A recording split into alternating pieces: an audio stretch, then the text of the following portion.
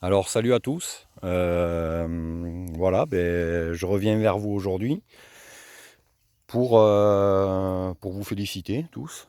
Voilà, parce que je pense qu'il faut qu'on se valorise tous les individus, il faut qu'on se valorise, parce que ça va faire 7 jours qu'on est confiné, ça va faire 7 jours qu'on suit ce qu'on nous dit.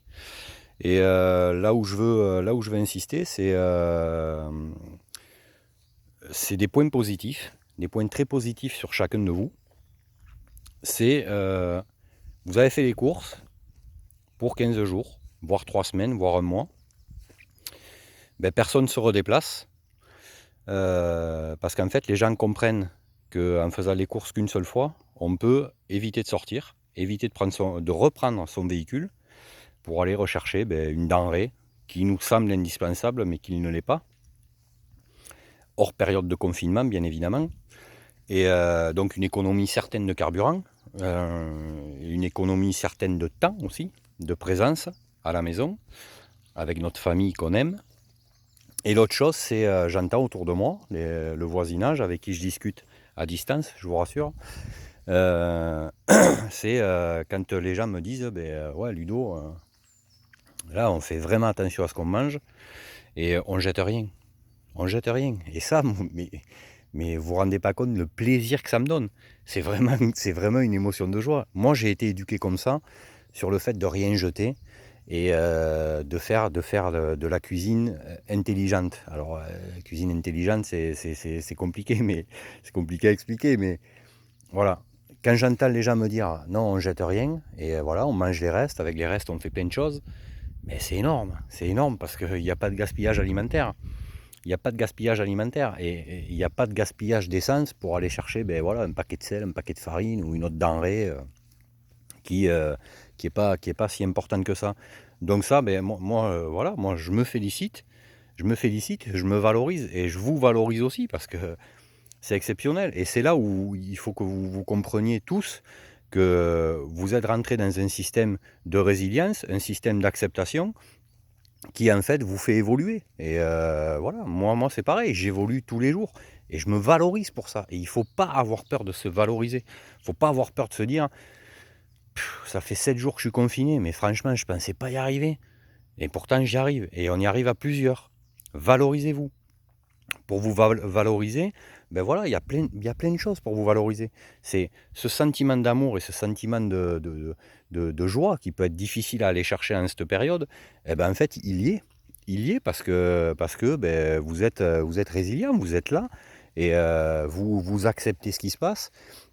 Et en plus, vous le faites à plusieurs. Il y a plusieurs, il y a des personnes qui vivent dans 40 mètres carrés à plusieurs. Il y a des personnes qui ont la chance, comme moi, voilà, d'habiter à côté d'un bois et qui peuvent se déplacer. On est tous différents. Mais je pense que là, on suit un chemin identique. Tous. On suit le chemin identique de faire attention à ce qu'on fait. Faire attention à ce qu'on fait. Et je trouve que c'est primordial en ce moment. Et c'est pour ça il faut se féliciter et se valoriser. Euh, Regardez, moi je le fais là régulièrement, je le fais allez, 20-30 minutes par jour. J'ai mon ordinateur portable parce que j'ai pas d'album photo.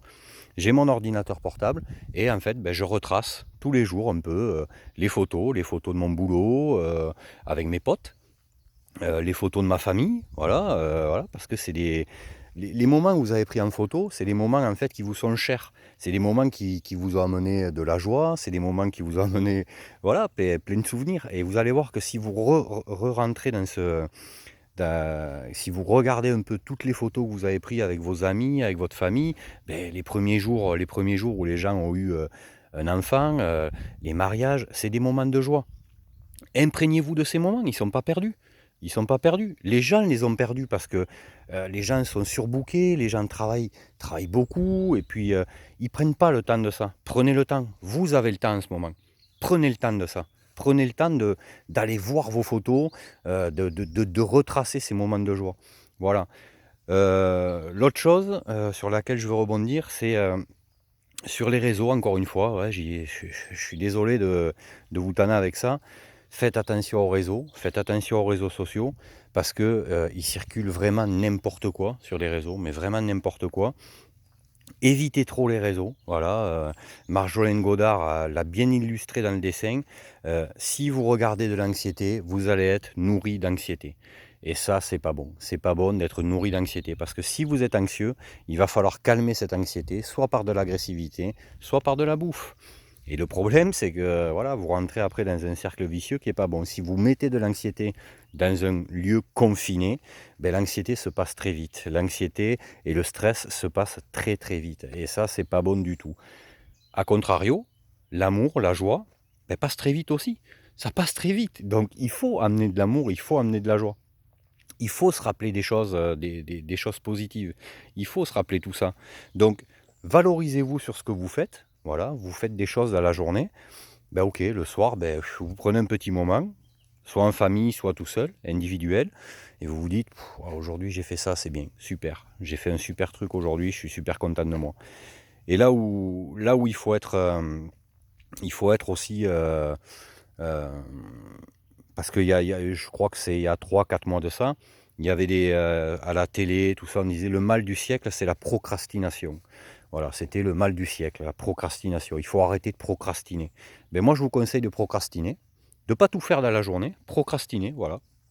Vous avez prévu, vous avez fait votre petit emploi du temps, ou ben ok, ben ça, ben non. J'ai pas envie de le faire aujourd'hui, je le fais pas aujourd'hui, je le fais demain. Voilà. Mais ça, c'est quelque chose qu'il faut perdurer en fait. Il faut le perdurer, comme ce que je vous ai dit sur le gaspillage alimentaire et comme ce que je vous ai dit sur les courses. Voilà. Donc, restez optimiste. Franchement, restez optimiste. Moi, je le suis. Et je sais qu'on va y arriver parce qu'on a les moyens en France d'y arriver, largement. Je vous dis aussi, allez voir sur les réseaux. Abonnez-vous à la chaîne d'Alexandre Boisson. Abonnez-vous à la chaîne d'Arthur Keller et de Stéphane Linou. De Marjolaine Godard aussi.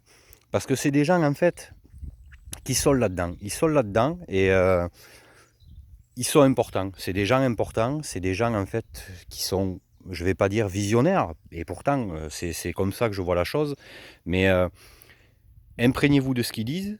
Et vous allez voir qu'en fait, vous allez vivre vraiment autrement. Vous allez voir les choses autrement. Et vous allez réussir à anticiper les choses. Et qui dit anticiper, dit mieux s'adapter. Et si on s'adapte, eh bien on arrive à anticiper.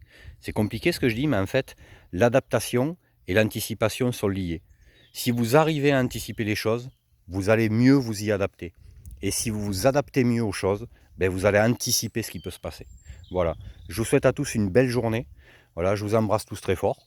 Voilà, je ne connais pas tout le monde, mais ça me fait plaisir d'embrasser les gens à distance, bien évidemment, on respecte les consignes. Et je vous dis à très vite. Et voilà, chargez-vous de moments de bonheur et vous allez voir que les journées vont mieux passer. Voilà. Juste un petit truc, c'est que je sais que ma fille Oriane, qui est gendarme, va regarder la vidéo. Je sais que Max, mon gendre, qui est pompier à Paris, va regarder la vidéo. Je vous embrasse, faites attention à vous et je vous dis à très vite. Ciao.